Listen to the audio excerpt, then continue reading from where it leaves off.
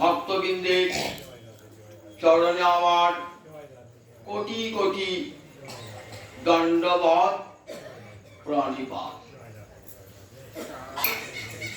5125তম গীতা জয়ন্তী।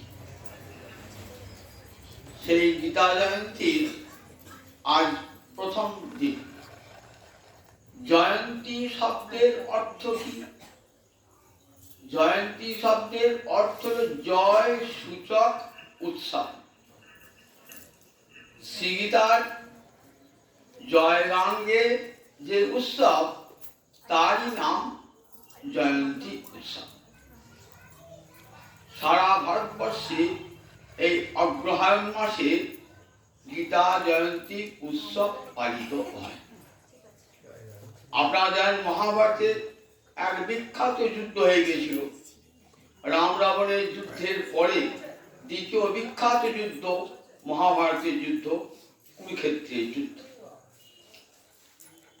এই কুরুক্ষেত্রের যুদ্ধ ঘটেছিল অঘ্রাণ মাসের শুক্লপক্ষের ত্রয়োদশী তিথিতে বৃষ লগ্নে মেষ রাশিতে ভরণী নক্ষত্রে। ভারতীয় সময় সকাল 6:07 যুদ্ধ শুরু হয়েছিল। একদিকে পাণ্ডব দল আর একদিকে কৌরব দল।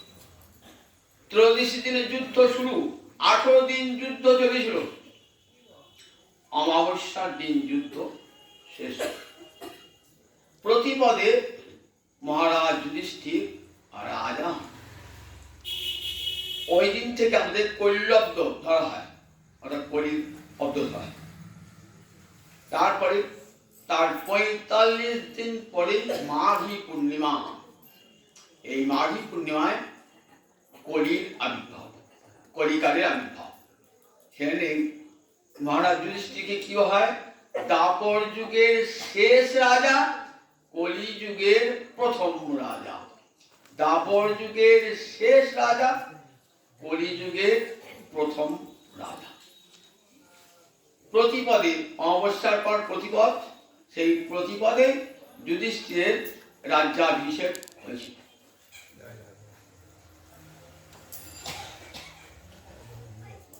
ভারত যুদ্ধের প্রায় 35 বছর পর্যন্ত শ্রীকৃষ্ণ প্রকট ছিলেন। ততদিন কিন্তু কলি তার দাপট দেখাতে পারেন না, আসতেও পারেন না। 35 বছর পর শ্রীকৃষ্ণের অন্তর্ধান হয়, আর সঙ্গে সঙ্গে কলির দাপট শুরু হয়ে যায়। তাহলে অঘ্রাণ মাসের শুক্লপক্ষের ত্রয়োদশী তিথি থেকে অমাবস্যা পর্যন্ত 18টি দিন হলো। দশম দিনে প্রথম 10 দিন সেনাপতি গিয়েছিলেন ভীষ্ম, ছিলেন প্রথম 10 দিনের সেনাপতি। ভীষ্মের যেই পতন হয়ে গেল, দশম দিনে ভীষ্মের পতন হয়ে গেল। সরসজ্জা ভীষ্মের ইচ্ছা মৃত্যুবরণ করলেন ভীষ্মদেব। শিখণ্ডীকে সামনে রেখে অর্জুন যুদ্ধ করছেন।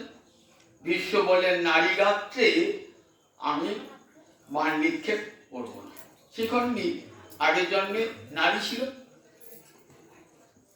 কাশীরাজ কন্যা অম্বা, তিনি হয়েছেন শিখণ্ডী ভীষ্মের সঙ্গে প্রতিশোধ নেবার জন্য।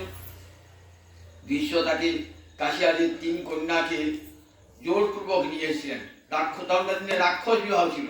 রাক্ষস বিবাহ মানে কন্যাকে জোরপূর্বক বীরত্ব দেখিয়ে স্বয়ংবর সভা থেকে তুলে আনা হচ্ছে। তখন নিজের ভাই বিচিত্রবীর্য এবং চিত্রাঙ্গদ, এদের জন্য ধৃতরাষ্ট্র এবং পাণ্ডু, এদের জন্য নিয়েছিলেন ওই অম্বা, অম্বিকা আর অম্বালিকা 3 কন্যাকে নিয়েছিলেন। 3 কন্যাকে নিয়ে এসে অম্বা, অম্বিকা আর অম্বালিকা, এই 3 জন গিয়েছেন আর চিত্রাঙ্গদ এবং বিচিত্রবীর্য 2 ভাইয়ের জন্য। ধৃতরাষ্ট্র পাণ্ডু নয়, 2 ভাইয়ের জন্য নিয়ে এলেন। এসে অম্বা বললেন, দেখো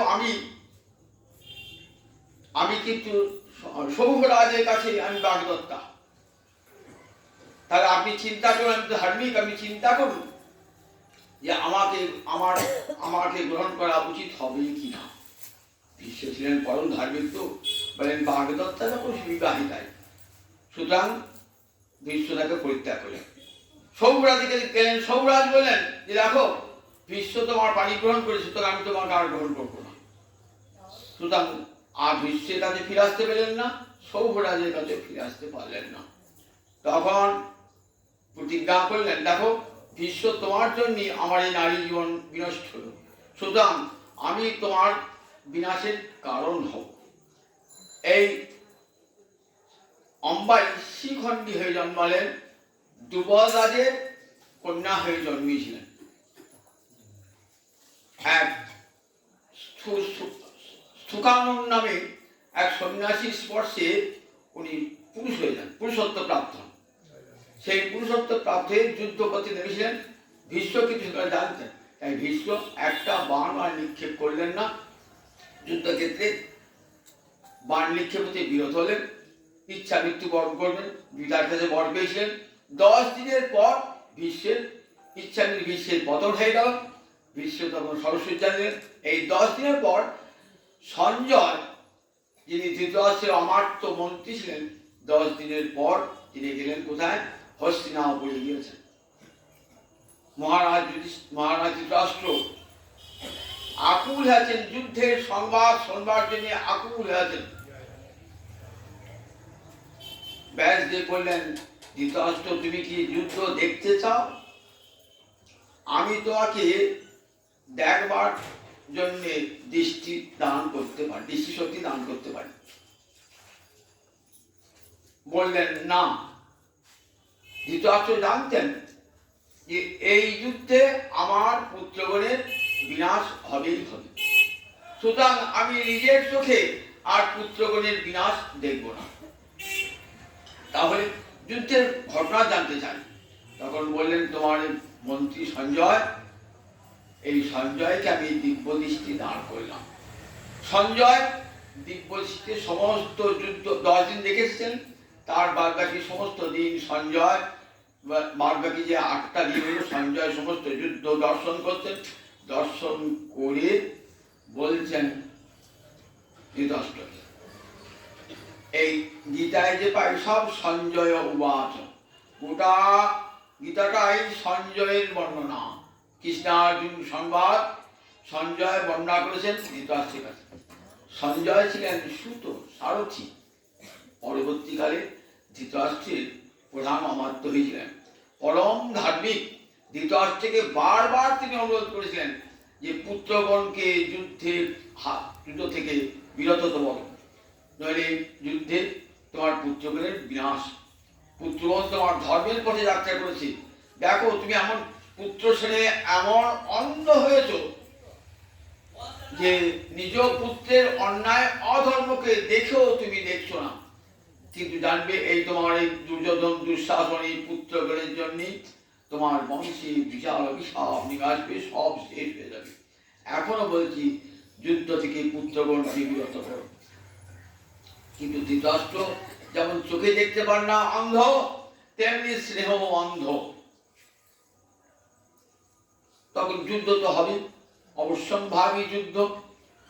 কুন্তী দেবী চান নাই যুদ্ধ হোক, কিন্তু যখন দেখলেন তার পুত্রবধূকে কৌরব সভায় লাঞ্ছিত অপমানিত করেছে, তখন তিনি ভাবলেন এই দুষ্টের সাজা হওয়া উচিত, যে এতগুলি পুরুষের সমক্ষে নারী লজ্জা অপহরণ করেছে, তার মতন আততায়ী জগতে আর নাই, সুতরাং তার বিনাশ অবশ্যম্ভাবী। তখন পুত্রকে অনুমতি দিলেন, এবার যুদ্ধ কর। মায়ের আদেশ নিয়ে মহারাজ যুধিষ্ঠির যুদ্ধে সম্মত হলেন। 18 দিন ধরে যুদ্ধ চলল। 10 দিনের দিন প্রথম 10টি দিন ছিলেন ভীষ্ম সেনাপতি, তারপরে দ্রোণাচার্য 5 দিন দ্রোণাচার্য, শেষ 2 দিন কর্ণ, আর সব শেষের দিন অশ্বত্থামা সেনাপতি। 18 দিন চলল ভয়ঙ্কর লোকক্ষয়কারী যুদ্ধ। এই যুদ্ধে বহু মানুষের বিনাশ হয়েছিল, বহু ভয়ঙ্কর ভয়ঙ্কর অস্ত্রের প্রয়োগ হয়েছিল। পরবর্তীকালে যারা বহু ক্ষত্রিয় শক্তির বিনাশ হয়ে গিয়েছিল, যারাই বা বেঁচেছিলেন তারা পঙ্গু অন্ধ হয়ে বেঁচেছিলেন, জীবনটা দুঃখ দুর্দশায় রেখেছিল। এই মহাভারতের যুদ্ধ শিক্ষা দিয়েছিল যে দেখো, যুদ্ধ কখনো সুখ দান করে না।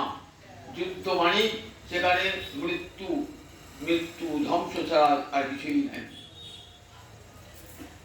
সেই মহাভারতের যুদ্ধের পর দেখা যায় যে ভয়ঙ্কর ভয়ঙ্কর অস্ত্রসমূহ ঋষিরা কি করেছেন, সেগুলো কেমন করে তৈরি করতে হয়, তার যে শাস্ত্র ছিল সেগুলো সব পুড়িয়ে দিয়েছিলেন, যাতে পরবর্তীকালে আর যুদ্ধ না হয়। ওই রকম ভয়ঙ্কর ভয়ঙ্কর বাণ যেন আর তৈরি না হয়, যার জন্যে ঋষিরা সব শাস্ত্র পুড়িয়ে দিয়েছিলেন, যাতে পরবর্তীকালে বিশ্বে আর কোনোদিন ওরকম যুদ্ধ না হয়। যাই হোক, একাদশীর দিন, একাদশী এবং দ্বাদশী দুটো দিন যুদ্ধের প্রস্তুতি। সেই সময় অর্জুন বললেন, আমি যুদ্ধ করব না। যুদ্ধ তখন ভগবান শ্রীকৃষ্ণ যুদ্ধ করাবেন। একদিকে ধর্ম, একদিকে অধর্ম, এই যুদ্ধ করাতেই হবে, নইলে অধর্মের জয় হয়ে যাবে, ধর্মের পরাজয় হবে। অর্জুন যখন যুদ্ধ করবেন না বলে রথোপস্থিত মহাবিশদ, তখন ভগবান শিবই তাকে অপূর্ব উপদেশ দান করেছিলেন, যে উপদেশটা গীতা নামে খ্যাত। এই গীতাটার গোটা নাম কি বলুন দেখি? শ্রীমদ ভাগবত গীতোপনিষদ। শ্রীমদ ভাগবত গীতোপনিষদ, কত বড় নাম! সবাই উচ্চারণ করতে পারেন না সংক্ষেপে? গীতা। কিন্তু আসল নাম ছিল শ্রীমদ ভাগবত গীতোপনিষদ। ভাগবত গীতা নয়, ভগবত গীতা। ভাগবত গীতা বলে মানে আলাদা হয়ে যায়, ভাগবত একটা আলাদা মহাপুরাণ, আর শ্রীমদ ভগবত গীতোপনিষদ। গীতা শব্দটি স্ত্রীলিঙ্গ হলো কেন? উপনিষদ শব্দটি স্ত্রীলিঙ্গ। সংস্কৃতে বিশেষ্যে যে লিঙ্গ, যে বচন, যে বিভক্তি হয়, বিশেষণেরও সেই লিঙ্গ, সেই বচন, সেই বিভক্তি হয়।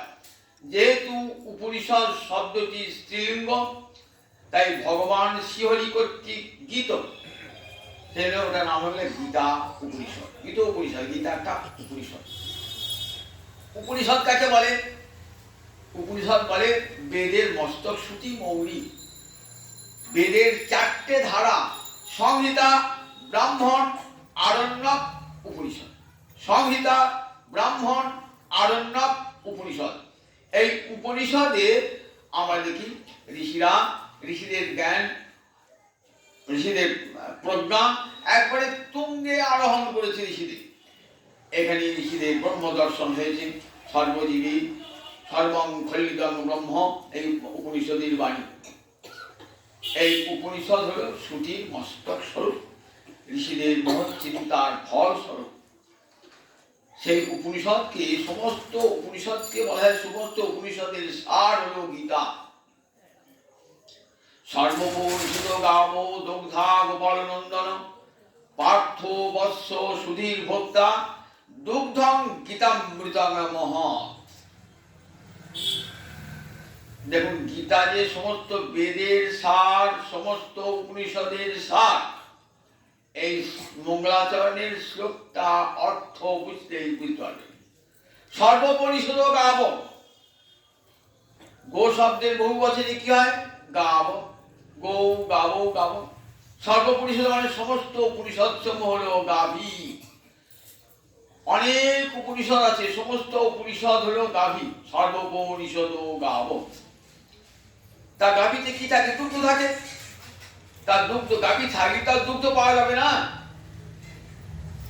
একজন দহনকর্তা চাই যে গাভীকে দহন করবে, তার দহনকর্তা যে সে হতে পারে না, আপনি হতে পারবো না। অভ্যাস থাকা চাই। কাদের অভ্যাস আছে? গোয়ালার ছেলের অভ্যাস আছে, তারা গাই দোয়াতে পারে। তার ওই উপনিষদ গাভীর দুগ্ধটা দহন করবে কে? গোয়ালার ছেলে। কে? গোবিন্দ গোয়ালার ছেলে। দগ্ধা গোপাল নন্দন,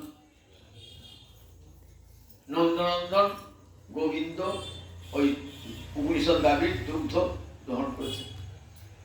গাব গাভী আছে, দহনকর্তা আছে, তবুও দুধ পাওয়া যাবে না যদি বাছুর না থাকে। বাছুরটাকে পার্থ বৎস, পার্থ মানে অর্জুন। অর্জুনের মায়ের নাম ছিল পৃথা, কুন্তির অপর নাম পৃথা। পৃথার পুত্র বলে অর্জুন একটা নাম হলো পার্থ। পার্থ বৎস, পার্থ হলো বাছুর।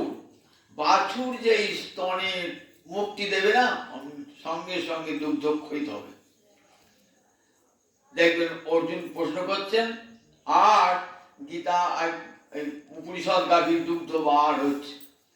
দুগ্ধম গীতামৃতম মহৎ। দুগ্ধ কি উপনিষদ গাভীর দুগ্ধ হলো, শ্রী গীতা হলো উপনিষদ গাভীর দুগ্ধ। দুগ্ধম গীতামৃতম মহৎ। তাহলে উপনিষদ হলো গাভী,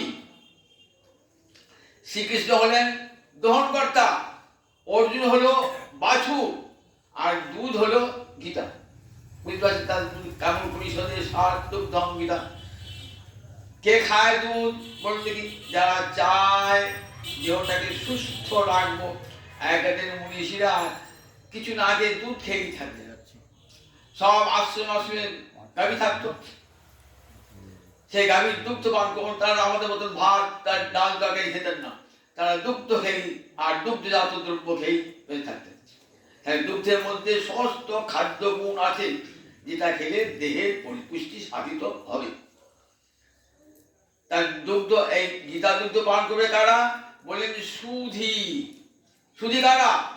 সুন্দর ধী যাদের। সুন্দর ধী মানে বুদ্ধি। বুদ্ধি যাদের সুন্দর হয়েছে তারাই গীতা দুধ পান করে, তারাই গীতা দুগ্ধ পান করে যাদের বুদ্ধিটা সুন্দর নির্মল হয়েছে। সুধীর ভোক্তা দুগ্ধং গীতামৃতং মহৎ। সুধীজন এই গীতা দুগ্ধ পান করে থাকে। গীতা সুগীতা কর্তব্য কিমন্বয় শাস্ত্র বিস্তরই। বলে আর অধিক শাস্ত্র পড়ার প্রয়োজন নাই। বলেন গীতাটাকে প্রতিদিন সুন্দর করে পাঠ করবে, প্রতিদিন সুন্দর গীতা সুগীতা কর্তব্য কিমন্বয় শাস্ত্র বিস্তরই। ইয়া স্বয়ং পদ্মনাভস্য মুখ পদ্ম বিনিশ্রিতা। পদ্মনাভস্য, পদ্ম কার নাম? গোবিন্দের নাম পদ্মনাভ। গোবিন্দের নামে আশ্বিন মাসের নাম হয়েছে পদ্মনাভ মাস। 12টা মাস বৈষ্ণব মতে। আশ্বিন মাসটা কি মাস? আশ্বিন মাসকে বলে পদ্মনাভ মাস। কেন পদ্মনাভ বলা হয়? কেন? যার নাভি থেকে পদ্ম ফুলের বিকাশ ঘটেছিল। কার নাভি থেকে? গোবিন্দের নাভি থেকে, যেখানে ব্রহ্মার জন্ম। আবার যার নাভিটা পদ্মের মতো দেখতে, তাকে বলে পদ্মনাভ। তাই গোবিন্দকে পদ্মনাভ। ইয়া স্বয়ং পদ্মনাভস্য মুখ পদ্ম বিনিশ্রিতা। গোবিন্দের নাম পদ্মনাভ, গোবিন্দের মুখপদ্ম, বদন কোমল হতে এই গীতা বার হয়েছে। চরণ কোমল হতে কি বার হয়েছে? গঙ্গা। বদন কোমল হতে গীতা। গীতা আর গঙ্গা দুটি কাপড় দেখেছেন তো? গীতা গঙ্গায় চান করলে পবিত্র, গীতা শুনলে পবিত্র। কত বড় গীতার দাম আমরা বুঝি না একবার। চরণ থেকে গঙ্গা আর বদন থেকে গীতা, এই দুটোই কি করে? মানুষকে পবিত্র করে দেয়, সমস্ত মর নাশ করে দেয় গীতা। তাই প্রতিদিন বলে গীতা সুগীতা কর্তব্য কিমন্বয় শাস্ত্র বিস্তরই। ইয়া স্বয়ং পদ্মনাভস্য মুখ পদ্ম বিনিশ্রিতা। গোবিন্দের মুখ কমল হতে, বদন কমল হতে এই গীতা বিনিশ্রিত হয়েছে। গীতা মে হৃদয় পার্থ। অর্জুন, গীতা আমার হৃদয়। তাহলে গীতা যদি হৃদয় হয়, তাহলে গীতাকে বুঝতে হবে হৃদয় দিয়ে, বুদ্ধি দিয়ে নয়, হৃদয় দিয়ে বুঝতে হবে গীতাকে। তবে গীতার মহিমা বোঝা যাবে। গীতা এবং শ্রীমদ্ ভাগবত ভগবানের হৃদয়, ভগবানের হৃদয়ের কথা হলো গীতা। তাই গীতাময়ী হৃদয়ং পার্থ, হে অর্জুন গীতা আমার হৃদয়। তাহলে গীতার কত বড় দাম বুঝতে পারছেন তো? কত বড় দাম গীতার? গীতা আমার হৃদয়। অর্জুনকে যে উপদেশটা দিলেন সে উপদেশ শুধু অর্জুনের জন্য নয়, সারা বিশ্ববাসীর জন্য, সারা বিশ্ববাসীর জন্য, সমস্ত বিশ্ব জীবের জন্য তার এই উপদেশ বার্তা। কারণ অর্জুন হলেন নরের প্রতীক আর গোবিন্দ হলেন নারায়ণ। ভগবানের একটা অবতারের নাম কি জানেন? নর নারায়ণ। নরটিকে, নরটি হলেন অর্জুন, নারায়ণ হলেন গোবিন্দ। তাহলে অর্জুন নর মানে সমস্ত নরের প্রতীক। পৃথিবীতে যত নর আছে সমস্ত নরের প্রতিনিধি অর্জুন, আর গোবিন্দ নারায়ণ। তাহলে নরকে উদ্দেশ্য করে, অর্জুনকে উদ্দেশ্য করে বিশ্বের যত নরনারী সকলকে উপদেশ দান করেছেন। শুধু একটা সময়ের যে উপদেশ নয়, উপদেশটা সর্বজনীন, সর্বকালী। দেখুন আজ এমন একটি গ্রন্থ গীতা, দেখুন সারা বিশ্বে এই গীতার মতন দ্বিতীয় গ্রন্থ নাই। এখান থেকে একটা গ্রন্থ কোন ধর্ম সম্প্রদায়ের নাই, কোন ধর্ম সম্প্রদায়ের নাই। এই গীতার মতন বিশ্বজোড়া যার খ্যাতি এমন গ্রন্থ নাই। আজকে দিনে যত মানুষ লেখাপড়া শিখছে, যত উন্নত হচ্ছে, তত গীতার কদর দিনের পর দিন বৃদ্ধি প্রাপ্ত হচ্ছে। সুদূর আরব দেশে বিধর্মীরা গীতা পড়ছে, আফ্রিকার দেশগুলোতে গীতা পড়ছে। অবাক হয়েছে আমাদের যে পাশ্চাত্য দেশগুলিতে গীতার কত আদর। বুঝেছেন? গীতাই আনতে পারে বিশ্বে শান্তি, বিশ্ব মানবিকতা, বিশ্ব ভ্রাতৃত্ববোধ, ধর্মে উদারতা, সহিষ্ণুতা, যত প্রকার মানবিক গুণ একটা মানুষ হতে গেলে যা যা গুণের দরকার, সে গুণটা একমাত্র গীতা দান করতে পারে, এমন একটা গ্রন্থ গীতা। তাই সারা বিশ্বে যেমন সমস্ত মনুষ্য জাতি পরম আদরে গীতাকে বরণ করে নিয়েছেন। কত কত ভাষায় যে গীতার অনুবাদ হয়েছে, এই বিশ্বের যতগুলো ভাষা আছে সব ভাষাতে এই গীতার অনুবাদ হয়েছে। এটি বোঝা যায় গীতা কত জনপ্রিয়। একটা গীতার কত টিকা বলুন কি? কত টিকা প্রাচীনকালে? প্রাচীনকালে তো কত টিকা? 70-80টা 100টা টিকা। আবার এখনো হচ্ছে, ভবিষ্যতেও হবে। দিনের পর দিন গীতাকে নূতন নূতন ভাবে ব্যাখ্যা করছেন নূতন নূতন মানুষ বুদ্ধি দিয়ে। কুরুক্ষেত্রের যুদ্ধে যে উপদেশ বাণী ভগবান শ্রীহরি অর্জুনকে দিলেন, তা বিশ্ব জীবের জন্য বিশ্ব শান্তি, বিশ্ব ভ্রাতৃত্ব, বিশ্ব মানবিকতা এনে দেবেন একমাত্র শ্রী গীতা। তাই দেখুন দিকে দিকে গীতা জয়ন্তী পালিত হয়। সমুদ্র সাধুরা, সজ্জনেরা মাথায় করে গীতা মাথায় করে নৃত্য করেন এবং প্রতিদিন অনেকে প্রতিদিন নিয়ম করে গীতা পাঠ করেন। একটা শ্লোক পড়বেন তাহলে কাজ হবে। 8খানা শ্লোক পড়বেন বলা আছে, 8খানা শ্লোক পড়বেন। যখন গীতা পড়বেন তখন কি ভাববেন? গীতা আমার জননী। মা যেমন করে সন্তানের কল্যাণ কামনা করে, গীতা জননী তেমনি করে বিশ্বের সমস্ত নরনারী কল্যাণ কামনা করে। মায়ের মতো স্নেহ দিয়ে, জগতে মায়ের চেয়ে কল্যাণ কামিনী আর কেউ নাই পৃথিবীতে। গোটা বিশ্ব জিতানোর শত্রু হয়ে যায়, মা কিন্তু কোনদিন আপনার শত্রু হবে না। কুপুত্র যদি বা হয়, কুমাতা কদাপি নয়। সুতরাং মায়ের মতন কল্যাণ কামিনী জগতে আর কেউ নাই। তাই গীতা অম্বদাম অনুসন্ধানামি, গীতাকে জননী রূপে, এই জননীর কটা মুখ দেখুন। গীতার বর্ণনা দিয়েছেন, গীতা তো ভগবানের শক্তি, শক্তি নারী। তাই গীতার ভাগবত যেমন পুরুষ, গীতা হলেন নারী। তার এই গীতা জননীর কটা মুখ? 5টা মুখ। বক্ত্রাণি পঞ্চজানিহি, 1 2 3 4 5, এই 5টা অধ্যায় পর পর গীতা জননীর বদন। বক্ত্রাণি, বক্ত্র মানে মুখ, বকায়িত রফলা, বক্স মানে মুখ, বক্ত্রাণী পঞ্চজানি, বক্ত্রাণী বহু বোঝা গেল, 5টা মুখ। তারপরে 6 থেকে 15 পর্যন্ত কট হলো 10টা বাহু, 10 ভুজা, 10টা অধ্যায়, ওই মায়ের 10টা বাহু, 10 ভুজা, 10টা বাহু হয়ে গেল। তাহলে 10 বাদে 15, আর 16 হলো উদরম, 16 অধ্যায় মায়ের উদর মানে পেট, আর 17, 18 হলো মায়ের চরণ। গীতা কেমন ভগবতী অঙ্গ, ভাগবত যেমন গোবিন্দের অঙ্গ, 12টা স্কন্ধ, তেমনি গীতাও ভগবত শক্তি, ভগবতীর অঙ্গ।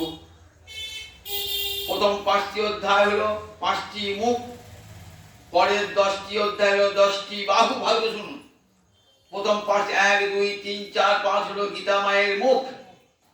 তারপরে 6 থেকে 15 পর্যন্ত কত হলো? 10টা হলো। 10টা হলো 10 ভুজা, 10টা হলো বাহু।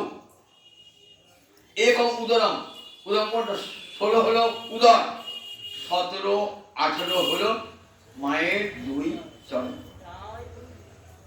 মা তোমার ওই 2টি চরণ আমি নিত্য ধ্যান করি।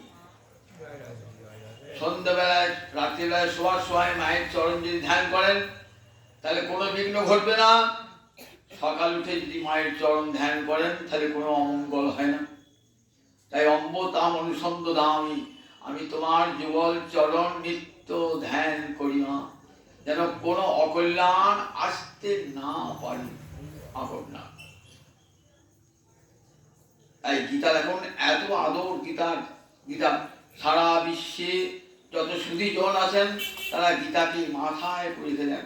প্রতিদিন গীতা শুনিয়ে দেওয়া, প্রতিদিন আদর করে গীতা পড়ুন। সেই গীতার কটা অধ্যায়? 18টা অধ্যায়। প্রথম অধ্যায় নাম কি? অর্জুন বিষাদ যোগ। নামটি কি তাৎপর্যপূর্ণ দেখুন, অর্জুন বিষাদ যোগ। অর্জুন মানে তার মানে প্রতিটা দেখবেন যোগ লেখা আছে, যোগ যোগ যোগ যোগ। যোগটা কি করে? জুস ধাতু ঘন করতে করে যোগ। ভগবানের সঙ্গে যা যুক্ত করে দেয় তার নামে যোগ। ভগবানের সঙ্গে যোগ করে দেয়। আমরা ভগবানের সঙ্গে যোগটা বিচ্ছিন্ন হয়ে গেছে। ভগবানের সঙ্গে সংসারের সব কাজ করি ভগবানকে বাদ দিয়ে, ভগবানকে বিচ্ছিন্ন করে, বিয়োগ করে। গীতার 18টা অধ্যায় সবটাই নাম যোগ।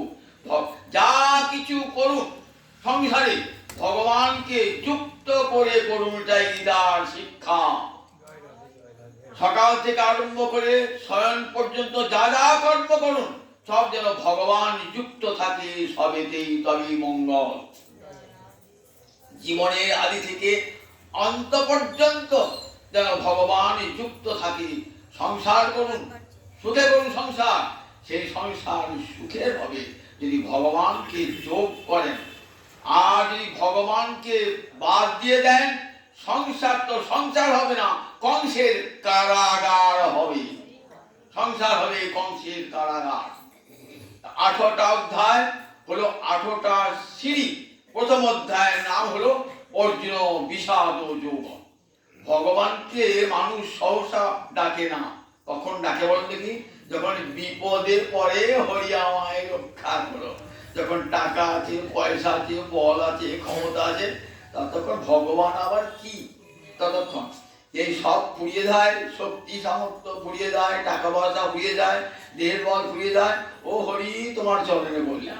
তার আগে পর্যন্ত করবে না মানুষ, দেখেছেন তো? সেই জন্য জীবনে একটা বিষাদের প্রয়োজন আছে, আঘাতের প্রয়োজন আছে। এই দুঃখের আঘাত না পেলে কেউ হরি ভজন করে না, গোবিন্দ ভজন করবে না। তাই আঘাতের প্রয়োজন আছে। অর্জুন যে আঘাতটি পেল তখনই গোবিন্দের চরণে সে শিষ্য স্তেহাং সাবিমাং তং, আমি তোমার শিষ্য হলাম। তাই প্রথম অধ্যায়টির নাম হলো অর্জুন বিষাদ যোগ। এই বিষাদ যুগে কি দেখতে পাই? বিষাদ যুগে সৈন্য সমাবেশ হচ্ছে। ধৃতরাষ্ট্র হস্তিনাপুরে রাজপুরীতে বসে আছে, সেখান থেকে খবর আসছে, 10 দিন তো যুদ্ধ হয়েই গেল, কি হয়ে জানতে তো পারলাম না। ধৃতরাষ্ট্র সঞ্জয় গিয়েছে, সঞ্জয় সব গেলেন দিন সেই সপ্তমী তিথি, যেদিন গেলেন সপ্তমী রাত্রিতে ধৃতরাষ্ট্র ঘুম আর আসে না, সকালে শুনবে কি হলো। ভোর রাত্রে থেকে সঞ্জয় বলতে আরম্ভ করলেন সমস্ত যুদ্ধের কাহিনী, 10 দিন যা ঘটে গেছে সমস্ত বলছে। ধর্মক্ষেত্রে কুরুক্ষেত্রে সমবেতা যুযুৎসব মামকা পাণ্ডবাশ্চৈব কিম অপূর্বত সঞ্জয়। কি ছন্দ বলেন দেখি? অনুষ্টুপ ছন্দ, বৈদিক ছন্দ, অনুষ্টুপ ছন্দ, 8 অক্ষরী ছন্দ, 8 অক্ষর থামতে হবে। ধর্মক্ষেত্রে কুরুক্ষেত্রে 8 অক্ষর, সমবেতা যুযুৎসব 8 অক্ষর, মামকা পাণ্ডবাশ্চৈব 8 অক্ষর, কিম অপূর্বত সঞ্জয় গুণে গুণে নেবেন 8 অক্ষর, অক্ষর ভিত্তিক ছন্দটা। আর অনুষ্টুপ ছন্দ বৈদিক ছন্দ, গোটা গীতাটাই অনুষ্টুপ ছন্দে, মাঝে মাঝে ইন্দ্রবাজা উপেন্দ্রবাজা এই ছন্দগুলো আছে। অনুষ্টুপ ছন্দ খুব গূঢ়তত্ত্ব বোঝাতে গেলে অনুষ্টুপ ছন্দ ব্যবহার হতো। তাই ধর্মক্ষেত্রে কুরুক্ষেত্রকে ধর্মক্ষেত্র বললেন। কুরুক্ষেত্র চিরকালই ধর্মক্ষেত্র, একদিকে দিশদ্বতী আর একদিকে সরস্বতী, এই দুয়ের মাঝখানে দেশটায় কি বলতো? ব্রহ্মাবর্ত। এই ভারতবর্ষের কি নাম ছিল? ব্রহ্মাবর্ত। কেন ব্রহ্মার নাম ছিল? কেন? ব্রহ্ম বারবার এখানে আবর্তিত হয়ে এসেছে, তাই নাম ছিল ব্রহ্মাবর্ত। আবর্তিত মানে বারবার জন্ম পৃথিবীতে অবতার রূপে অবতীর্ণ হয়েছে। আর কোথাও ভগবান এতবার হয়েছে বলুন দেখি? ভারতবর্ষে ভগবান কতবার অবতীর্ণ হয়েছে? কত রূপে? মৎস্য কুর্ম বাড়া থেকে আরম্ভ করে কত রূপে অবতীর্ণ হয়েছে বলুন দেখি? অন্য কোন দেশে ভগবান এতবার অবতীর্ণ হয়েছে? একবার মাত্র হয়েছে। কিন্তু ভারতবর্ষে আমরা একটি দেশ যাম, ব্রহ্ম ঘুরে ঘুরে ঘুরে ঘুরে ঘুরে এই ভারতবর্ষে এসেছে। কেন বলুন দেখি? ভারতবর্ষে এত ভালো লাগলো কেন? ব্রহ্মে এত ভালো লাগলো কেন? মন দেখেন। আপনি যখন বাড়ি তৈরি করছেন না, তখন ইঞ্জিনিয়ারকে বললেন দেখো এইটা আমার দোকানে বেডরুম চাই, একটা ড্রয়িং রুম চাই, হ্যাঁ একটা কিচেন চাই, আর সেই সময় বাবা একটা ঠাকুর ঘরও চাই, ঠাকুর ঘরও চাই। সবাই করে, সব হিন্দু মতে একটা ঠাকুর ঘর থাকলো। তখন এই বিশ্বনাথ গোবিন্দ নির্মাণ করেছেন, তো গোবিন্দ নির্মাণ করেছেন, সেখানে সব শোবার ঘর, থাকবার ঘর, রান্নাঘর সব আছে। আর ঠাকুর ঘরটা এই ভারতবর্ষ হলো ঠাকুর ঘর। ঠাকুর ঘরে কে থাকে? ঠাকুর থাকে। ঠাকুর ঘরে থাকে না। আর ঠাকুরের আর সেবা করে তা থাকে, পুরীর থাকে। তাই ঠাকুর ঘরে গোবিন্দ আছে এইখানে, তাই গোবিন্দ বারবার ঘুরে ঘুরে ঠাকুর ঘরে থাকবে না তো। আর আমরা যারা ভারতবর্ষে আছে তারা পুরোহিত, ওই ঠাকুরের পুরোহিত তারা। এটি সবচেয়ে মনে ভাববেন যে আমরা ভারতবর্ষের মাটিতে জন্মেছি, মহাভাগ্য করে। অন্য কোন দেশে মাটিতে পড়ি নাই, ভারতবর্ষে পড়েছি। এমন সুন্দর দেশ যেখানে সপ্ত নদী বয়ে চলেছে, সপ্ত সমুদ্র বয়ে চলেছে, যাদের জল সমস্ত তটভূমিকে পবিত্র করে রেখে দিয়েছে। সেইখানে আমাদের জন্ম হয়েছে, ভারতের মাটিতে জন্ম হয়েছে আমাদের। কত সৌভাগ্য আমাদের। সেই ব্রহ্মাবর্তের মাঝখানে কুরুক্ষেত্র। সেই কুরুক্ষেত্র এক নাম ছিল কি? সমন্ত পঞ্চক। সমন্ত পঞ্চক কেন নাম ছিল সমন্ত পঞ্চক? আপনারা জানেন পরশুরাম ব্রাহ্মণ ছিল, কিন্তু তার বাবাকে কার্তবীর্যার্জুন হত্যা করেছিল, ক্ষত্রিয় হত্যা করেছিল। সেই প্রতিশোধ নেওয়ার জন্য পরশুরাম কি হয়েছিলেন? পরশুরাম ক্ষত্রিয় হয়েছিলেন, যুদ্ধবিদ্যা শিখেছিলেন। যুদ্ধবিদ্যা শিখে বলেন ক্ষত্রিয় এত অহংকার, ব্রাহ্মণের অহংকার বড় না ক্ষত্রিয়ের টঙ্কার বড়, ধনিকের টঙ্কার বড়? দেখো কি করলেন দেখুন। 21 বার পৃথিবীকে নিক্ষত্র, একবার একবার নয়, 21 বার। দেখ ব্রাহ্মণের ব্রহ্মশক্তির জোর দেখ, অহংকার ধনির জোর দেখ। তো টঙ্কারের, ধনিকের টঙ্কারের জোর, অস্ত্রের জোর না মন্ত্রের জোর? অহংকারের জোর। 21 বার পৃথিবীকে নিক্ষত্র করলেন। নিক্ষত্র করে তাদের রক্তের হ্রদ তৈরি করলেন, 5টা হ্রদ তৈরি করলেন কুরুক্ষেত্রে। কেন করলেন? মৃত্যুর সময় পিতার উদ্দেশ্যে জল দেয় না, তর্পণ করে না? তার বাবাকে মেরেছিল, যমদগ্নিকে মেরেছিলেন তো কার্তবীর্যার্জুন। তাই বাবার শ্রাদ্ধ করবেন কি দিয়ে? ওই ক্ষত্রিয়ের রক্ত দিয়ে তর্পণ করবেন, পিতৃ শ্রাদ্ধ করবেন। তাই কুরুক্ষেত্র চিরকালের জন্য কুরুক্ষেত্র ধর্মক্ষেত্র আছে। সূর্যের কন্যা তপতী, তপতী পুত্র কুরু, সেই কুরু বংশের প্রথম, তাই কুরু বংশের নাম হয়ে গেল প্রথম। ওই কুরু বংশের রাজার নাম কুরু। সেই কুরু ওখানে যজ্ঞ করবার জন্য হল চালনা করছেন। যতবার হল চালনা করতে যান ততবারই ব্যর্থ হয়ে যান। হল চালনা লাঙল চালাচ্ছেন, যজ্ঞক্ষেত্রে লাঙল চালাচ্ছেন। তখন শেষকালে স্বয়ং ইন্দ্র এসে বললেন, তপস্যায় বললেন, তপস্যায় তুষ্ট হলেন, বলে তুমি এখানে যজ্ঞ করো, সেই সঙ্গে আরো তোমাকে বর দিলাম, এইখানে বসে যে তপস্যা করবে সে তপস্যার ফল সামগ্রিক ভাবে পাবে। এখানে যে যুদ্ধক্ষেত্রে যদি কেউ প্রাণ পরিত্যাগ করে তাহলে তার স্বর্গলাভ হয়ে যাবে। সেই কুরুক্ষেত্র চিরকাল ধর্মক্ষেত্র। ধৃতরাষ্ট্র মনে মনে ভাবছেন যে আমার পুত্রেরা তো যুদ্ধ জেনে গেছে, একদিকে কৌরব সৈন্য আর একদিকে পাণ্ডব সৈন্য সমাবেশ হয়েছে দুই দিকে। পূব দিকে মুখটি আছে কারে বলেন দেখি, পূব দিকে মুখটা আছে পাণ্ডবদের, ভগবানের দিকে মুখ করে আছে, আর পশ্চিম দিকে আছে মুখ করে আছে কৌরব সৈন্যটাই আছে। মহারাজ যুধিষ্ঠির এসেছেন। মহারাজ যুধিষ্ঠির কি করলেন দেখুন, যুদ্ধের পূর্বেতে রথ থেকে নেমেই মহারাজ যুধিষ্ঠির চলেছেন কোথায়? মহারাজ যুধিষ্ঠির চলছেন কৌরব শিবিরে। ভীম আর অর্জুন ভাবছেন দাদার জন্য সব গন্ডগোল, দাদা এমন, দাদা মামুল হলে ভালো, সন্ন্যাসী হলে ভালো, কেন রাজা হতে পারো দাদা? ভীম তো হাত হাত নিষ্পিস করছে। অর্জুনও তাই। যুধিষ্ঠির এখানে বেশি গিয়ে পিতামহ বিশ্বকাকি প্রণাম। হে পিতামহ, আমাদের বাবা ছিল না, আপনি মানুষ করেছেন বলে পিঠে করি, কিন্তু কি দুর্ভাগ্য আজ আপনার বিরুদ্ধে আমাকে অস্ত্র ধারণ করতে হবে, ক্ষমা করুন।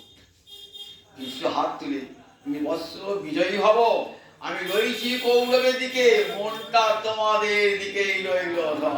দেখেছেন তো, জয় হয়ে গেল, আশীর্বাদী জয়। দ্রোণাচার্যের কাছে গুরুদেব হাতে ধরে অস্ত্র শিক্ষা করেছেন, আর সেই গুরুর বিরুদ্ধে অস্ত্র ধারণ করতে হবে আজ আমাকে। দ্রোণাচার্য বললেন, আমি দ্রোণাচার্যের ভাত খাই, যার নুন খাই তার নুন গায়, কি করবো? আছি কৌরব দুর্যোধন পক্ষে, মনটা তোমাদেরকে আশীর্বাদ সব তোমাদের ঢেলে দিলাম।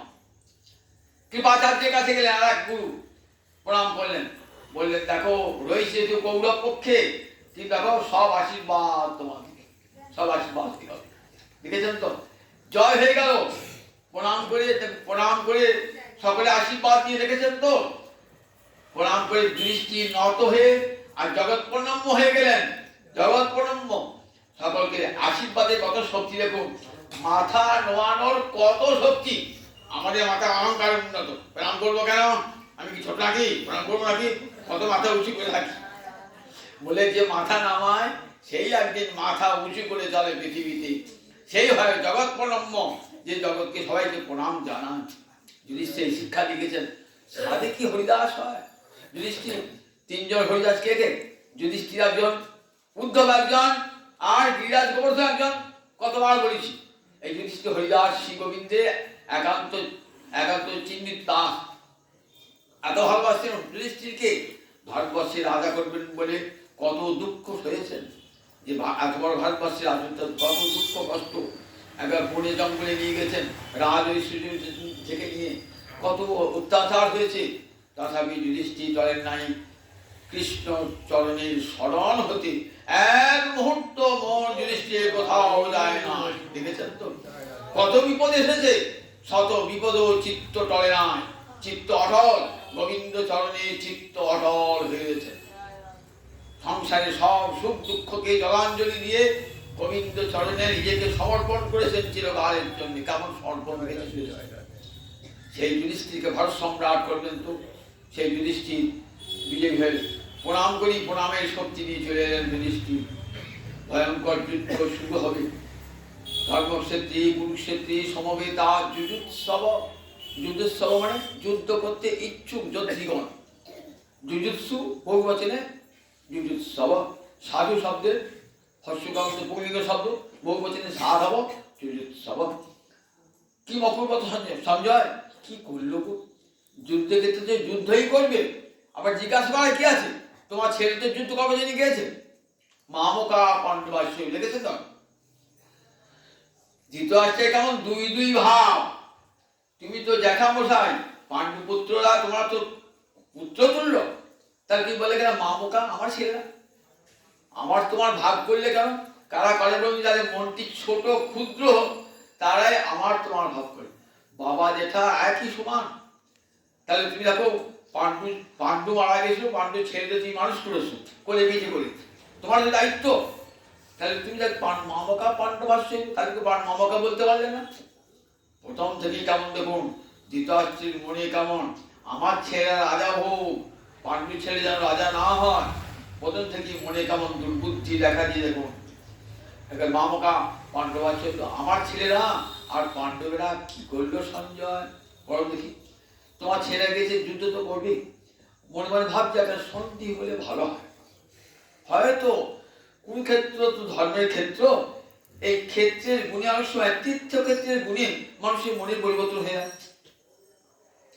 আমি চোর ডাকাত গুন্ডা হয়েছেন তো, বৃন্দাবন গেলেন কি পুরী গেলেন, থাকলেন তো, দেখলাম মনটা আস্তে আস্তে পরিবর্তন হয়ে গেছে।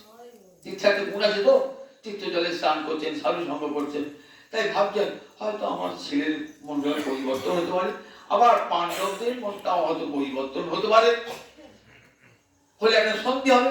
জানছেন তো আমার ছেলেরা জয়লাভ করবে না। কেন? কৃষ্ণ আছেন পাণ্ডব পক্ষে। এটা ধৃতরাষ্ট্র জ্ঞানী, ধৃতরাষ্ট্র জ্ঞানী মানুষ তো, পণ্ডিত বিদ্বান, কিন্তু জানেন যে, এবং সবাই যাকে বলেছেন, বিদুর থেকে আরম্ভ করে সঞ্জয় থেকে আরম্ভ করেছেন, যে আপনার পুত্র দিয়ে বিনাশ অবসম্ভাব।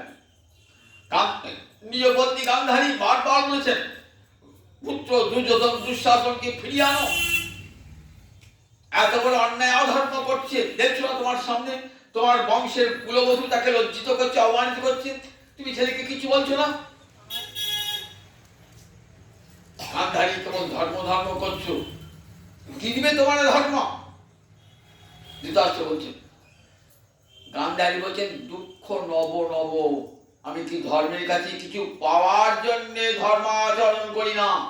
ধর্মাচরণ করলে দুঃখ পেতে হয়, আমি জানি, সেই দুঃখ আমি পরমাদের বরণ করব। দেখেছেন কেমন মহিষী নারী জগতে নিজের ছেলেকে যুদ্ধের জন্য আশীর্বাদ চেয়েছেন। দুর্যোধন যুদ্ধ করে যাচ্ছেন, মা আমি তোমার অবাধ্য সন্তান, কোনোদিন তোমার কথা শুনি নাই, মা তুমি আমাকে আশীর্বাদ করো, যুদ্ধে চলো। মা কি বললেন? তুই তো তোর জয় হোক। মা বলবেন না, বাবা বলবেন ধৃতরাষ্ট্র, কিন্তু মা গান্ধারী বলবেন না। কি বলেন? যত ধর্ম তত জয়, ধর্ম যেখানে জয় সেখানে। কেমন মা দেখেছেন তো, কেমন মায়ের মতো মা হয়ে যায়। দেখুন দেখুন, যত ধর্ম তত জয়, ধর্ম যেখানে জয় সেখানে যাও বাবা। তোমার পক্ষে ধর্ম নাই, তোমার জয়ও হবে না। কি বলছিলেন? কি করে ছেলেকে বলেন, ছেলে তো যতই হোক মনের কোণে একটু ভালোবাসা থেকেই যায়, যতই দুষ্ট হোক মনের কোণে ভালোবাসা থেকে যায়। যখন কুরুক্ষেত্রের যুদ্ধে শেষ হয়ে গেছে, তখন তো মনে মনে কষ্ট পেয়েছেন খুবই, যুধিষ্ঠিরকে দেখে মনে মনে একটা হিংসাও হয়েছে, রাজা হয়েছে তো। এমন দৃষ্টি না, দৃষ্টিতে যুধিষ্ঠিরের নখটা কালো হয়ে গেল।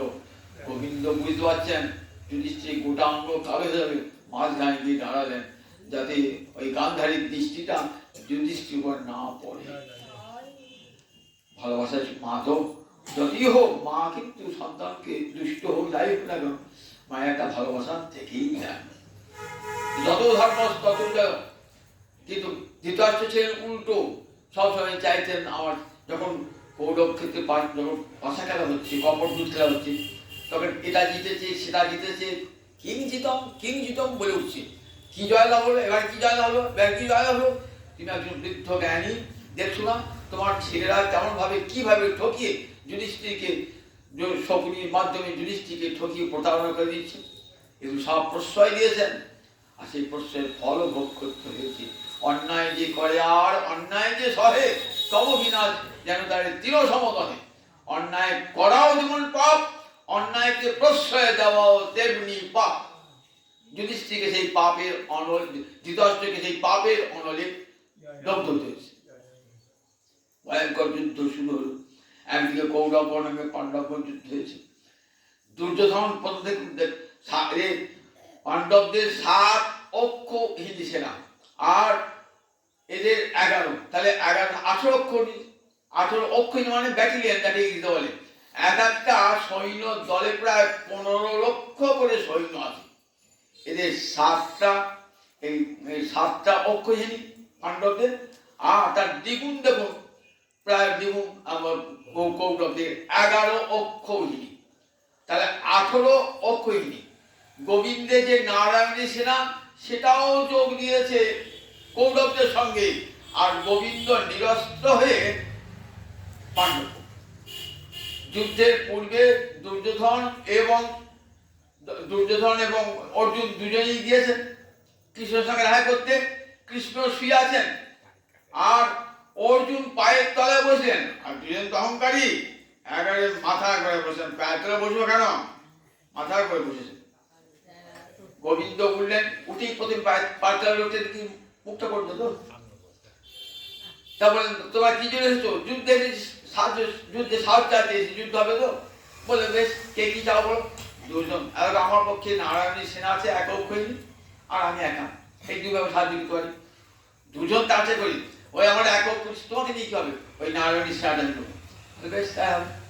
অর্জুন, তুমি থাকলেই হবে, আর কিছু চাই না। আমি তো নিরস্ত্র, আমার হাতে কোনো অস্ত্র নাই, ওই নিরস্ত্র তুমি থাকলেই আমার সব। গোবিন্দ চরণ কি সার করেছেন অর্জুন, দেখেছেন তো? সেই অর্জুন তেতাদিকে চেয়েছিলেন কি, তেতাদিকে হনুমান, তিনি আজ হনুমানের শক্তি অর্জুনে যে রথটি চেপে এসেছেন, রথটার নাম কি বলুন দেখি? কপিধ্বজ রথ। এই রথটা কে দিয়েছিল? অগ্নিদেব দিয়েছিলেন এই রথটা। কপিধ্বজ, কপি মানে বানর, হনুমান, হনুমানের পতাকা আছে রথেতে, ছবি আছে।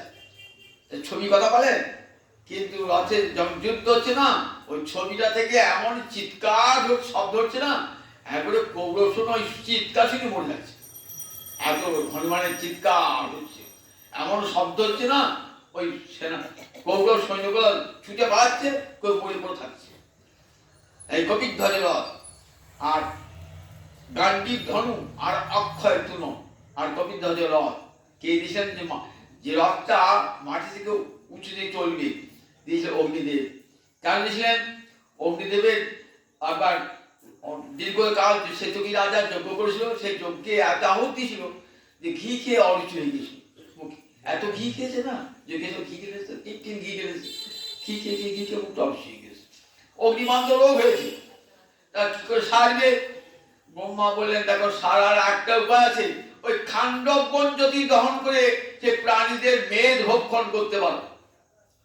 কিন্তু খাণ্ডব বনতে ইন্দ্রের সংরক্ষিত বন, যতবার পুরাতে যান না ততবার বৃষ্টি আরম্ভ হয়, তত ইন্দ্রতে বৃষ্টি দেবতা, বোনার পুরানো হয়। অর্জুন বলেন, ঠিক আছে, আমি বন পুরানোর ব্যবস্থা করছি। অর্জুন তখন যুদ্ধে গেছে, অস্ত্র সব শস্ত্র খুঁজছেন তো, বলে তুই লাগাও, আগুন লাগাও। অগ্নিদেব আগুন লাগিয়ে দিয়েছেন, বৃষ্টি আরম্ভ হলো। আর অর্জুন একের পর বাণ নিক্ষেপ করে কি করলেন? বৃষ্টি বন্ধ করে দিলেন।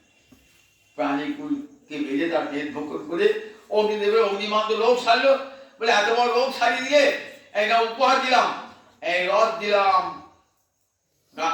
কপিধ্বজ রথ, হনুমানের ছবি আঁকা রথ দিলাম, আর গান্ডীব ধনু দিলাম, আর দিলাম অক্ষয় তুম, বাণ পুরাবে না তুম দিলাম। অর্জুন সেই রথে চড়ে, সেই কপিধ্বজ রথে চড়ে যুদ্ধ করতে এসেছেন।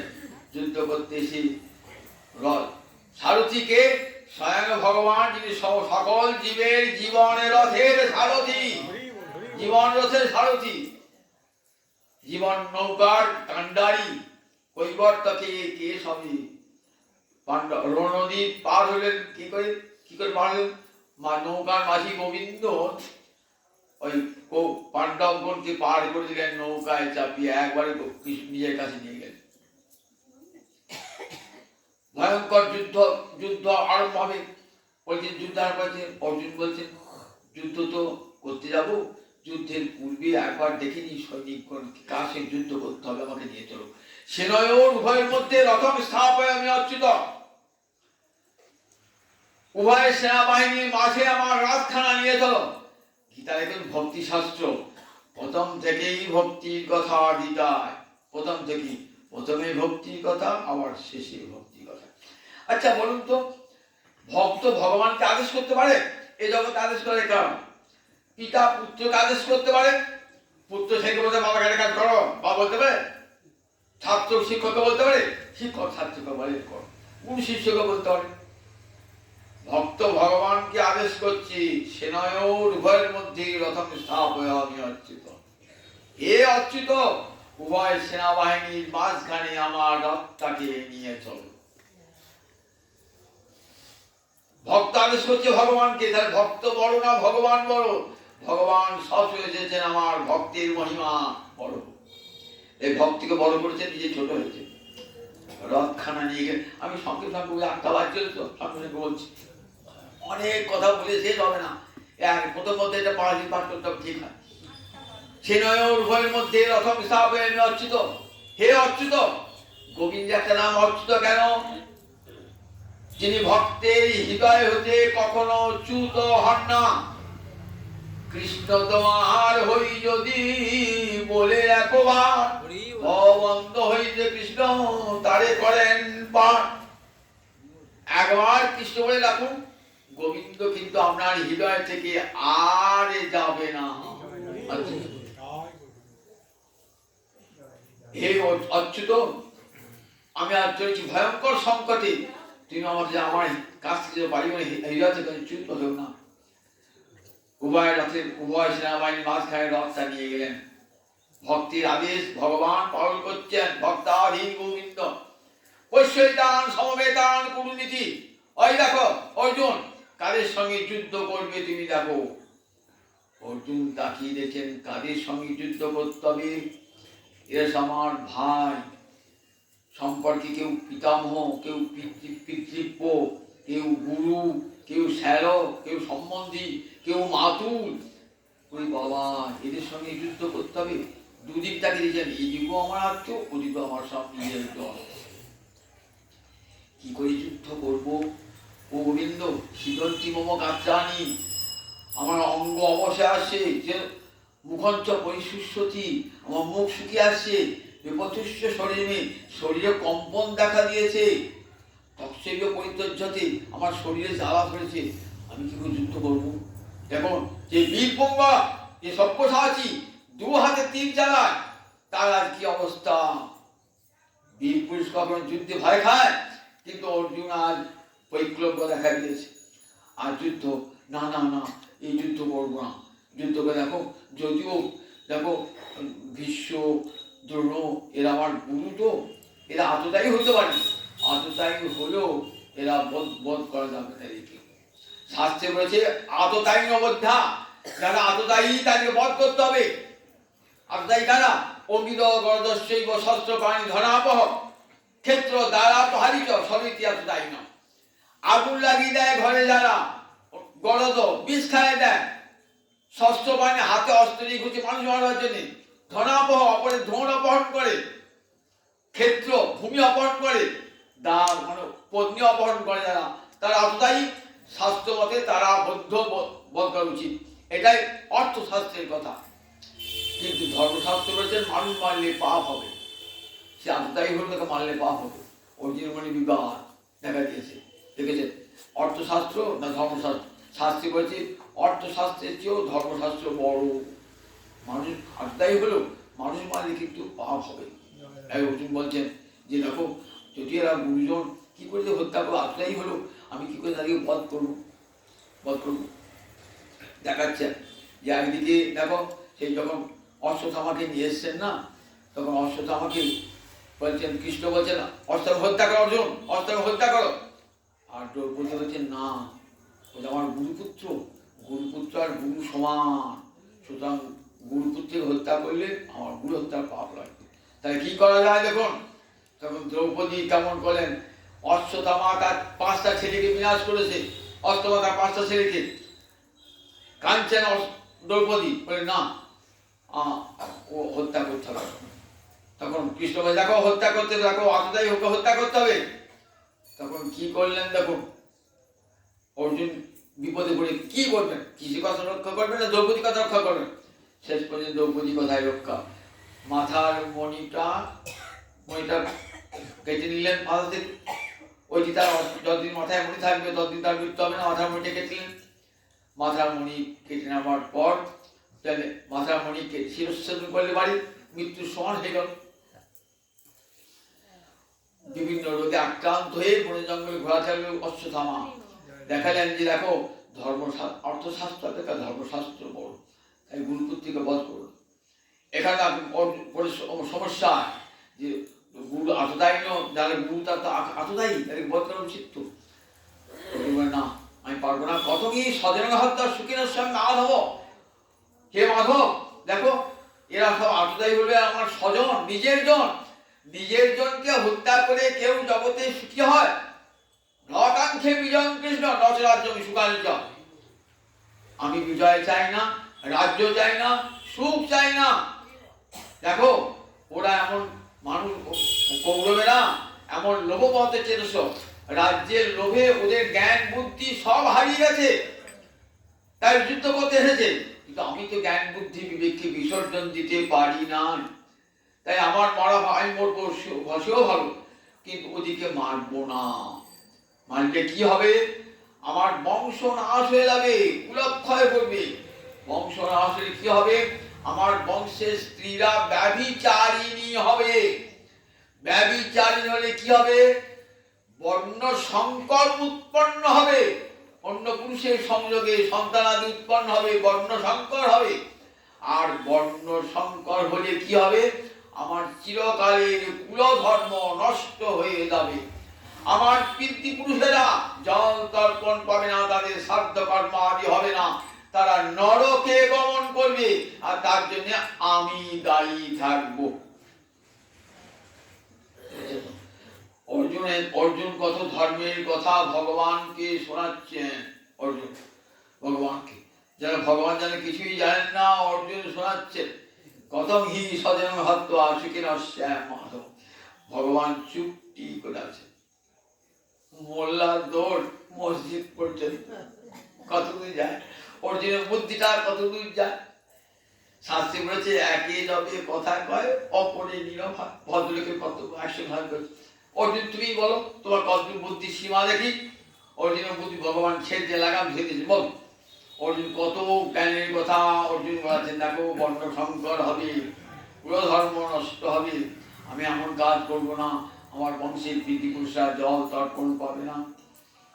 ভগবান চুপ করে শুনছেন, ভগবান কিচ্ছু বলে না। না গোবিন্দ তুমি বললো আমি যুদ্ধ করবো না, আমি যুদ্ধ করবো না বলে শোক সংবিঘ্ন মানস, শোকে কাতর হয়ে কি করলেন? রথ উপস্থি উপাবিশা, রথের উপরে বসে বললেন শোক সংবিঘ্ন মানুষ, শোক সংবিঘ্ন হয়ে আমি যুদ্ধ করবো না বলে ছেড়ে। এইবার ভগবান দ্বিতীয় অধ্যায় থেকে গীতার শুরু, দ্বিতীয় অধ্যায় থেকে গীতার শুরু, প্রত্যেকটা শৈলীর বর্ণনা এখান থেকেই বলেছেন। আচার্য শঙ্কর একটা গীতার টিকা লিখেছে, কি সুন্দর টিকা। প্রথমেই বলছেন এসো এসো শ্রী ভগবান বচ, ভগবান কথা বলবেন। ওটা শুনেছ কোন শাস্ত্রে ভগবান কথা বলেছেন? মুনির বাচ, ঋষির বাচ, ভগবান বলেছেন। আর দেখো শ্রী ভগবান গীতা, আর গীতার কেন দাম এত? ভগবান কথা বলছেন, ভগবানের বাণী ভগবান বলছেন। ভগবান বলছেন ক্লৈবং বাষ্প নম পার্থ নৈত তর্য পদ্ধতি। দেখো এটা ক্লিবতা, যুদ্ধ করতে এসে ক্ষত্রিয় সন্তান যদি যুদ্ধ করতে না যায় তাহলে সে তার ক্লিবতা, তোমার মোহ কুতস্থা কর্মবিদম বিষমে সংকোচিতম অনার্য দুষ্টম অসর্গম অকৃত্তিকরম অর্জুন। ছি ছি ছি ছি, লোকে তোমায় নিন্দ করবে না? অনার্য দুষ্টম, তোমার আচরণটা আর্য জনচিত হলো না। আর্যদের চতুরাশ্রম চতুর্বর্ণের আছে ক্ষত্রিয়, ক্ষত্রিয় ধর্ম কি ক্ষতাত্রায় যদি ক্ষত্রিয়, তুমি সেই আর্য ধর্ম হতে চ্যুত হচ্ছ। ক্ষত্রিয়ের ধর্ম হলো রাজ্য শাসন করা, সমাজ বিরোধী হিংসুক তাদেরকে সমাজ থেকে দূর করে সুস্থ পরিবেশ সৃষ্টি করা, এটা ক্ষত্রিয়ের ধর্ম। তুমি যদি সেই ধর্ম থেকে চ্যুত হও তাহলে সেটা অনার্য দুষ্কর্ম, অসঙ্গম। ক্ষত্রিয়রা মানুষ মারলে তাদের পাপ হয় না, যদি সমাজ হত্যা করে পাপ হয় না, বরং সমাজ বিরোধীগণকে প্রশ্রয় দান করলে তারা স্বর্গ পায় না। তাই তোমার যে কাজটা যুদ্ধকে যদি পাইয়ে দাও তাতে স্বর্গহানি স্বর্গপ্রাপ্তি হবে না, তোমার স্বর্গপ্রাপ্তির পথে বাধা, অকৃত্তিকরম। লোকে বলবে অর্জুনকে সবাই বীর বলেন, যুদ্ধ কিন্তু ভয়ে পালিয়ে এলো শিয়ালের মতন, সবাই বলবে। এটা বুঝি তোমার শুনতে খুব ভালো লাগবে? আমার শুনতে, তুমি তো আমার বন্ধু, আমার শুনতে ভালো লাগবে না। তাই কৈবন বাষ্প নবপার্থ নহিত পদ্ধতি, এই তীব্রতা পরিহার করো, তুমি উত্তিষ্ঠ ওঠো, তুমি যুদ্ধ করো, এইগুলি ভগবান উপদেশ দান করলেন। 8টি তারপর 7টি অধ্যায় যদি কত কথা ভগবান বলিয়ে গেলেন। অর্জুন এবার শুনছেন, মাঝে মাঝে প্রশ্ন করছেন, যে অর্থবশত ঠোকর নাম বলে তো দুধ দেবে না, ঠোকর নাম বলে দুধ দেবে না, একটা প্রশ্ন করছেন। তাই গীতা এত বড় হয়ে গেছে, কত প্রশ্ন অর্জুনের মনে জমা বেঁধেছে। জগৎগুরু বন্দে কৃষ্ণামে জগৎগুরু, জগৎগুরুকে আজ কত শিষ্য, কত প্রশ্ন, একে প্রশ্ন করছেন আর ভগবান উত্তর দিচ্ছেন অর্জুনের অন্তরে মোহ নষ্ট করবার জন্যে। শেষে বলছেন, অর্জুন আমি তো অনেক কথা বললাম, ক্বচিৎ অজ্ঞান সম্মোহ প্রনষ্টস্তে ধনঞ্জয়।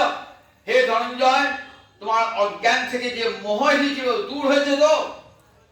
আমি গুরু, আমার কাজ তোমার অন্তরের অন্ধকার দূর করা। আমি উপদেশ দিয়ে তোমার সেই জ্ঞানের কুটির জ্বালিয়ে তোমার অন্তরের অন্ধকার দূর নাশ করেছি। বলো সত্যিকার তোমার অন্ধকারটা দিয়েছে কিনা? অর্জুন দুটি হাত পরজনে বলছে, গীতাঞ্জলি পুটে কি বলছেন? বলছে, নষ্ট মোহ শিথিল লব্ধা, আমার মোহ দূর হয়ে গেছে প্রভু তোমার করুণায়। তৎপ্রসাদাৎ, গুরুর করুণা ছাড়া মোহ দূর হয় না। গুরুদেব করুণা করে হৃদয়ের মাঝে অন্ধকার দূর করে দেন। গু শব্দ অন্ধকার, আর গু মানে নিরোধক, অন্ধকার দূর করে দাও গুরুর কৃপা। তৎপ্রসাদাৎ, তোমার করুণায় আমার নষ্ট মোহ শিথিল লব্ধা, আমি স্মৃতি ফিরে পেয়েছি। মোহ আমার স্মৃতিটাকে নষ্ট করে দিয়েছিল, আমি স্মৃতি ফিরে পেয়েছি। স্মৃতিলব্ধা তৎপ্রসাদাৎ করিষ্যে বচনং তব। তুমি আমার গুরু, তুমি যা বলবে তাই করব। গত সন্দেহ, আমার সব সন্দেহ তুলে গেছে। এই বলে গোবিন্দ চরণে অর্জুন নত হলেন। শিষ্যস্তে হং সারিমাং তাং প্রবর্তি। আগে বলেছে আমি তোমার শিষ্য, শিষ্য মানে শাসনে থাকবো, যা উপদেশ দেবে তাই শুনবো, আমি তোমার চরণে শরণাগত হলাম। তখন বললেন, তখনই ভগবান কথা বললেন। শিষ্যকে বড় বড় কথা বলছে, জ্ঞানের কথা বলছি, তুমি তো জ্ঞানী, তোমার কি বলবো, তোমার কি উপদেশ দেবো? শিষ্য কাছে ভগবান কিছু উপদেশ কিছু বলবেন? শিষ্য করে কিছু জানি না, গুরুদেব আমাকে কৃপা করে প্রভু, কোনটা মঙ্গলের পর যুদ্ধ করা না যুদ্ধ না করা। তখন ভগবান উপদেশ দিচ্ছেন, শিষ্যস্তে হমি সাধিমাং তাং প্রপন্নম। আমি তোমার শিষ্য, আমি তোমার চরণে প্রণত হলাম, তুমি যা উপদেশ করবে তাই করব। যে অর্জুন বলেন, তখন ভগবানের মুখ থেকে এই গঙ্গা, গীতা গঙ্গা পার হলো, উপদেশামৃত পার হলো। সেই উপদেশের কথা শুনতে পারা, এই গীতা 8টি দিন ধরে শুনুন। যারা এই গীতা যজ্ঞের ব্যবস্থা, আয়োজক যারা ব্যবস্থা করেছেন, তাদেরকে আমি আন্তরিক ধন্যবাদ জানাই, কৃতজ্ঞতা জানাই। বছর বছর জানে এমনি করে গীতা যুদ্ধ হয়, সবাই যেন গীতা কি জানতে পারি। এই গীতা আমি পরে কি ধরব, প্রথম অধ্যায় কি কি কে কি শাক বাজালো, শাকগুলোর নাম ধরে সাধন করুন। এখন তো বাংলায় গীতা বেরিয়ে গেছে, কখন গীতা বেরিয়েছে বলুন। আজকে 8 বছর হয়ে গেল না, আজকে আমার বলুন।